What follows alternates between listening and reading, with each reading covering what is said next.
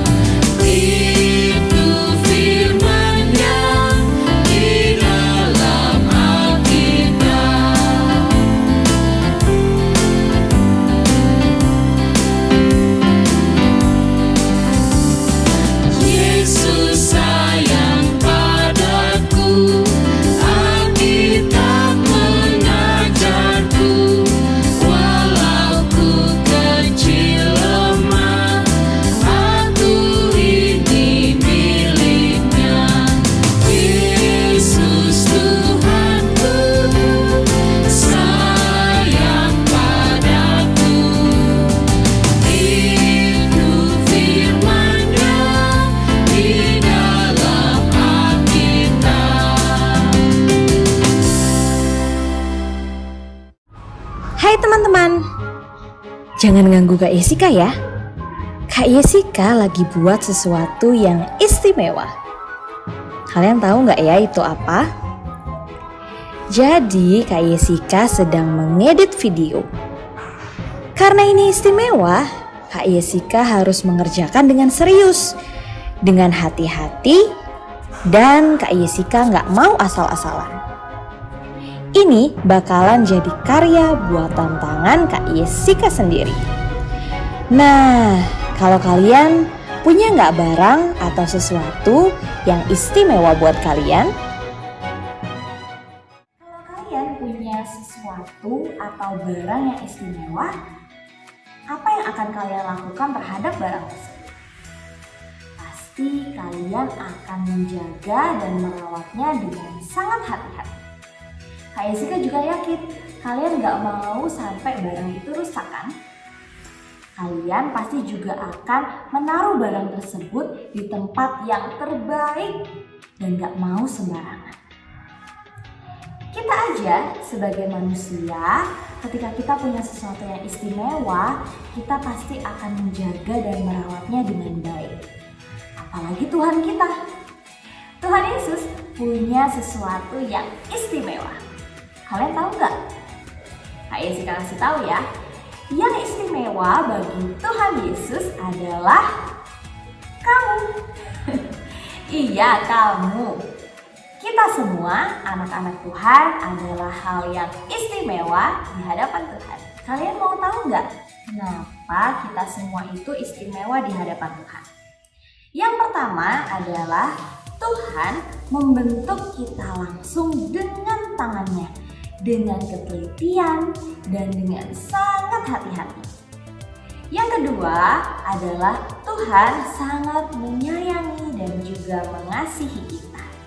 Bayangin nih teman-teman, kita semua berharga dan istimewa di hadapan Tuhan. Nah, hari ini kita mau belajar dari salah satu nabi Tuhan yang sejak kecilnya nih, dia udah tahu kalau dia itu anak istimewanya Tuhan. Namanya adalah Samuel. Dan ia menjawab, Iya, Bapak. lalu berlarilah ia kepada Eli serta katanya, Ya Bapa, bukankah Bapak memanggil aku? tetapi Eli berkata, Aku tidak memanggil. Tidurlah kembali. lalu pergilah ia tidur. Dan Tuhan memanggil Samuel sekali lagi. Samuel pun bangunlah, lalu pergi mendapatkan Eli serta berkata, Iya Bapa, bukankah Bapak memanggil aku? tetapi Eli berkata, Aku tidak memanggil. Anakku, tidurlah kembali. dan Tuhan memanggil Samuel sekali lagi untuk ketiga kalinya. Ia pun bangunlah, lalu pergi mendapatkan Eli serta katanya, Ya Bapa, bukankah Bapak memanggil aku? lalu mengertilah Eli bahwa Tuhanlah yang memanggil anak itu. Sebab itu berkatalah Eli kepada Samuel, Pergilah tidur. Dan apabila ia memanggil engkau, katakanlah, Berbicaralah Tuhan, sebab hambamu ini mendengar. maka pergilah Samuel dan tidurlah ia di tempat tidurnya. Lalu datanglah Tuhan, berdiri di sana dan memanggil, Samuel. dan Samuel menjawab, Berbicaralah, sebab hambamu ini mendengar. Lalu berfirmanlah Tuhan kepada Samuel, Samuel adalah anak yang istimewa bagi Tuhan. Karena itu, Tuhan memilih Samuel untuk menyampaikan pesan kepada Nabi Elia ketika dia masih kecil. Nah, jadi hari ini kita belajar teman-teman bahwa Tuhan selalu menganggap kita semua itu istimewa meskipun kita semua mungkin masih kecil. Nah, Tuhan juga menyiapkan sesuatu yang spesial, sesuatu yang istimewa untuk kita lakukan. Terbukti dari kisahnya Samuel, Tuhan ternyata mempersiapkan dia sejak kecil menjadi nabi yang besar yang akan membawa pesan Tuhan bagi bangsa Israel. Nah, respon Samuel juga bagus teman-teman. Dia itu mau taat dan juga belajar untuk hidup benar di mata Tuhan. Nah, selain Samuel ada juga loh kisah seseorang di Alkitab yang menganggap bahwa dirinya itu istimewa. Makanya dia menjaga hidupnya untuk tetap benar di hadapan Tuhan. Kita lihat kisahnya ya. Allah telah memperlihatkan kepada tuanku Firaun, dan Allah akan segera melakukannya. Oleh sebab itu, baiklah tuanku Firaun mencari seorang yang berakal budi dan bijaksana, dan mengangkatnya menjadi kuasa atas tanah Mesir. Menimbun gandum di kota-kota sebagai bahan makanan, serta menyimpannya. Demikianlah, segala bahan makanan itu menjadi persediaan untuk negeri ini. Selanjutnya Fir'aun berkata kepada Yusuf, oleh karena Allah telah memberitahukan semuanya ini kepadamu, tidaklah ada orang yang demikian berakal budi dan bijaksana seperti engkau. demikianlah Yusuf dilantik oleh Fir'aun menjadi kuasa atas seluruh tanah Mesir. Yusuf berumur 30 tahun ketika ia menghadap Fir'aun, raja Mesir itu. Maka Yusuf mengumpulkan segala bahan makanan ke-7 tahun kelimpahan yang ada di tanah Mesir. Yusuf menimbun gandum seperti pasir di laut, sangat banyak. Demikianlah Yusuf muncul sebagai kuasa atas seluruh tanah Mesir. Kalian tahu nggak itu tadi kisahnya siapa? Betul, kisahnya Yusuf. Nah, Yusuf itu diperlakukan kasar oleh saudara-saudaranya. Dia juga difitnah dan juga dibuang. Tapi Yusuf itu nggak pernah protes sama Tuhan. Dia juga nggak pernah marah sama Tuhan. Yang dia lakukan adalah terus mengandalkan dan meminta pertolongan Tuhan. Yusuf percaya bahwa setiap anak-anak Tuhan yang istimewa di hadapannya tidak akan dibuang, tidak akan ditelantarkan. Pokoknya Tuhan itu pasti menjaga. Nah, itu yang dipercaya oleh Yusuf. Nah, Tuhan juga membuktikan kebesarannya. Karena Yusuf mengandalkan Tuhan, maka Yusuf pada akhirnya menjadi orang kedua di Mesir. Wah, keren banget ya. Tuhan menjaga dan juga menyertai Yusuf. Nah, teman-teman, gak hanya Samuel dan juga Yusuf loh yang istimewa di hadapan Tuhan. Kak Yesika dan kalian semua juga istimewa di hadapan Tuhan. Kalau kita istimewa, berarti kita gak boleh hidup asal-asalan teman-teman. Kita harus bersyukur dan menyadari keistimewaan kita seperti dalam Mazmur 139 ayat 14. Aku bersyukur kepadamu oleh karena kejadianku dahsyat dan ajaib. Ajaib apa yang kau buat dan jiwaku benar-benar menyadarinya. Cara untuk menunjukkan keistimewaan kita adalah hidup berbeda dengan dunia. Ketika dunia melakukan perbuatan yang jahat dan juga berdosa, kita harus tetap melakukan kebenaran, yaitu dengan menjaga pikiran, perbuatan, dan juga perkataan kita.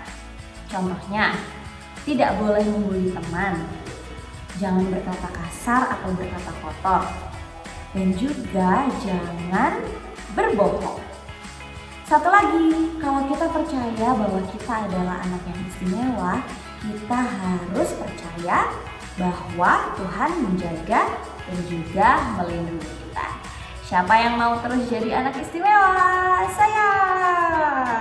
Oke, teman-teman, kita berdoa sama-sama yuk. Tuhan Yesus, terima kasih karena kami semua istimewa di hadapan-Mu. Engkau berkati kami agar kami mampu melakukan kebenaran di tengah dunia yang melakukan kejahatan. Biarlah kami terus menjaga keistimewaan kami dan biarlah nama-Mu dipermuliakan. Terima kasih Tuhan Yesus yang baik. Amin. Terima kasih teman-teman. Sampai jumpa minggu depan. Dadah.